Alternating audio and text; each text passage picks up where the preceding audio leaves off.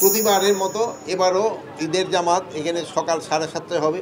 এখানে সব ভিভিআইপিরা এখানে সবাই আসেন এবং প্রতিবার যেমন ভালোভাবে হয় এবারও আমরা আশা করতেছি সব কিছু ভালোভাবে হয়ে যাবে।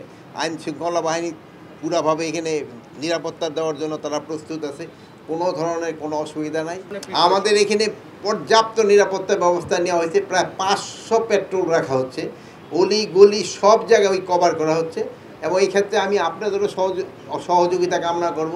যদি কোথাও কোনো ধরনের কোনো ইনফরমেশন পান আপনারা নিকটবর্তী থানার সাথে সাথে জানাবেন, আমরা অবশ্যই ব্যবস্থা নেব। যে জায়গায় যে কোনো ঘটনা ঘটে আপনারা অবশ্যই জানাই দিবেন, সত্যি ঘটনা অবশ্যই জানাবেন। কিন্তু অনেক সময় আছে দুই এক জায়গায় একটু এক্সাজারেট রিপোর্ট হয়ে যায়, ওইটা যেন না হয়।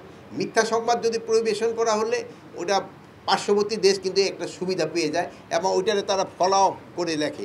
কিন্তু আপনাদের একটা সুনাম আছে, আপনারা মিথ্যা সংবাদ পরিবেশন করেন না, আপনারা সবসময় সত্য সংবাদ পরিবেশন করে থাকেন, এইটা আপনারা বজায় রাখবেন। এটা তো আমার হাতে না, আটক করার পরে যে ছাড়ে দেয় ওইটা তো আমার পুলিশ তারে না, আমার আইন শৃঙ্খলা হয় না, ওইটা তো কোর্ট থেকে ছেড়ে দেয়।